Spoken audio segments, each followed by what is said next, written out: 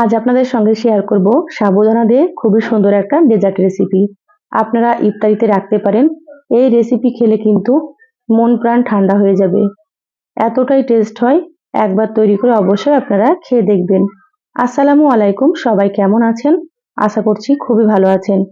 আবারও একটা নতুন রেসিপি নিয়ে আপনাদের মাঝে চলে আসলাম। তো অবশ্যই স্কিপ করবেন না, পুরো রেসিপিটা দেখে নেবেন। চলুন রেসিপি শুরু করি। গ্যাস অন করে কড়াই দিয়ে দিলাম। এবার কড়াইয়ে দিয়ে দিচ্ছি 1 লিটার পরিমাণের দুধ। আমি যতটা পরিমাণে তৈরি করছি 1 লিটার দুধ দিলে কিন্তু হয়ে যাবে। এবার আমি দুধটাকে নেড়েচেড়ে হালকা একটু গরম করে নেব। প্রথমে খুব বেশি গরম করব না, দেখুন আমি হালকা একটু গরম করে নিচ্ছি।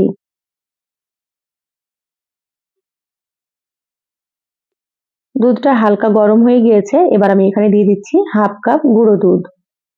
গুঁড়ো দুধ দিলে কিন্তু খেতে আরো বেশি টেস্ট হবে, তা আপনারা অবশ্যই একটু দিয়ে দেবেন।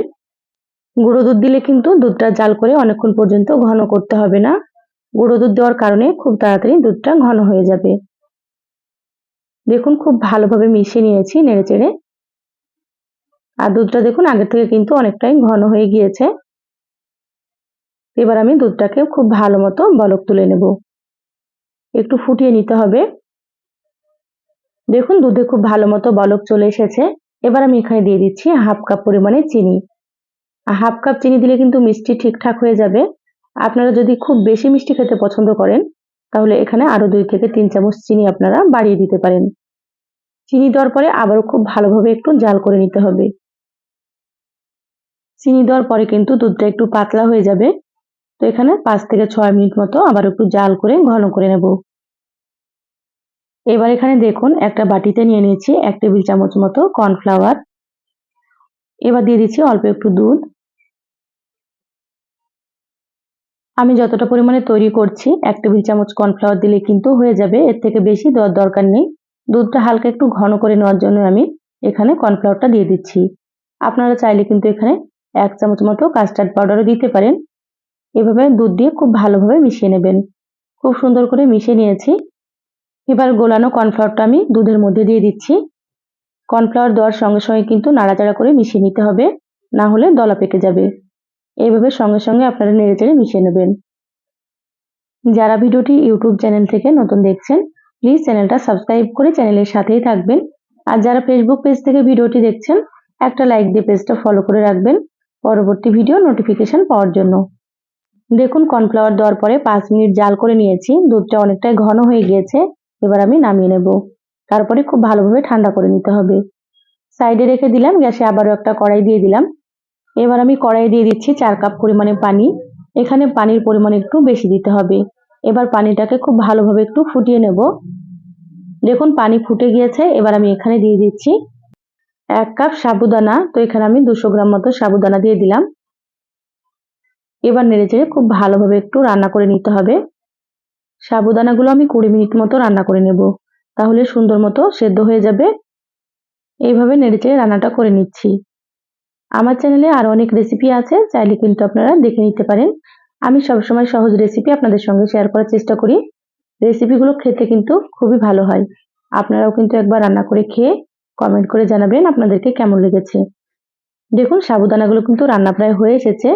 সাবুদানাগুলো যখন রান্না হয়ে যাবে তখন কিন্তু দেখবেন একেবারে স্বচ্ছ হয়ে যাবে, কাচের মতো, দেখতেই ভালো লাগবে। দেখুন সুন্দর রান্না হয়ে গিয়েছে। 15 মিনিটে রান্না করে নিয়েছি। এবার আমি একটা স্ট্রেনারের উপর ঢেলে নিলাম। সঙ্গে সঙ্গে ঠান্ডা পানি দিয়ে ধুয়ে নিতে হবে।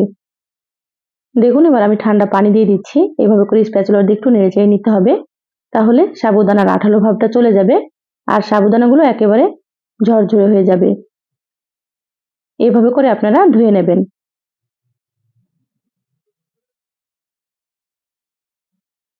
এবার পানিটাকে খুব ভালোভাবে ঝরিয়ে নেব। সাবুদানাগুলো সাইডে রেখে দিচ্ছি। এবার এখানে দেখুন দুধটা ঠান্ডা হয়ে গিয়েছে। একটা মিক্সিং বোলে নিয়ে নিচ্ছি।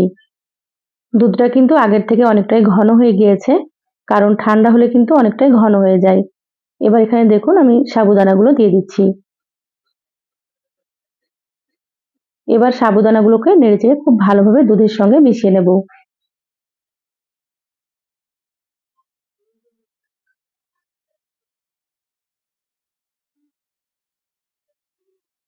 দেখুন স্প্যাচুলার দিয়ে খুব ভালোভাবে নেড়েচেড়ে মিশিয়ে নিলাম। আর কতটা সুন্দর লাগছে দেখতে, দেখে আপনারা বুঝতে পারছেন। এবার আমি এখানে ফল দিয়ে দিচ্ছি। তো এখানে দিয়ে দিচ্ছি সবুজ আঙ্গুর হাফ কাপ মতো, হাফ কাপ দিয়ে দিচ্ছি কালো আঙ্গুর, এখানে হাফ কাপ দিয়ে দিচ্ছি আপেল, আর এখানে দিয়ে দিচ্ছি কিছুটা পরিমাণে বেদানা। এবার আমি এখানে দিয়ে দিচ্ছি কিছুটা পরিমাণে কাজু বাদাম আর কাঠবাদাম কুচি, একেবারে সরু করে কুচি করে নিয়েছি। বাদাম দিলেও কিন্তু খেতে অনেক বেশি ভালো লাগে, আপনারা চাইলে আপনাদের পছন্দ মতো বাদাম এখানে দিয়ে দেবেন। এখানে আমি দিয়ে দিলাম পাকা কলা একটা, তো কলাটাকে এইভাবে স্লাইস করে কেটে নিয়েছি। এবার সবগুলোকে স্প্যাচুলার দিয়ে খুব ভালোভাবে মিশিয়ে নেব। আমি এখানে যে যে ফল দিলাম আপনাদেরকে যে সেটাই দিতে হবে এমনটা নয়, আপনারা কিন্তু আপনাদের পছন্দ মতো ফল এখানে দিয়ে দিতে পারেন। দেখুন সবকিছু খুব ভালোভাবে মিশিয়ে নিয়েছি, এবার 1 ঘন্টা ফ্রিজে রেখে দেবো। 1 ঘন্টা পর ফ্রিজ থেকে বের করে নিয়েছি, দেখুন কতটা লোভনীয় হয়েছে, আপনারা হয়তো দেখেই বুঝতে পারছেন। এবার আমি গ্লাসে এইভাবে করে সার্ভ করে নিচ্ছি। এই ডেজার্টটা কিন্তু দেখতে যতটা সুন্দর হয়, খেতে কিন্তু ভীষণ টেস্ট হয়। আর 1 গ্লাস খেলে কিন্তু মন প্রাণ ঠান্ডা হয়ে যাবে। তা আপনারা অবশ্যই এভাবে একবার ইফতারিতে তৈরি করে খেয়ে দেখবেন। একবার তৈরি করে না খেলে কিন্তু বুঝতেই পারবেন না কতটা টেস্ট হয়। অবশ্যই একবার তৈরি করে খেয়ে দেখবেন, আর যাকে খাওয়াবেন সেই কিন্তু ভীষণ পছন্দ করবে। তো দেখুন গ্লাসে সার্ভ করে নিয়েছি, মাশাআল্লাহ কতটা সুন্দর হয়েছে। তো রেসিপিটা কেমন লাগলো চ্যানেলের কমেন্ট বক্সে জানাবেন। ভালো লাগলে লাইক দিয়ে ভিডিওটা শেয়ার করে দিবেন। সবাই ভালো থাকবেন, সুস্থ থাকবেন। ধন্যবাদ সবাইকে। আল্লাহ হাফেজ।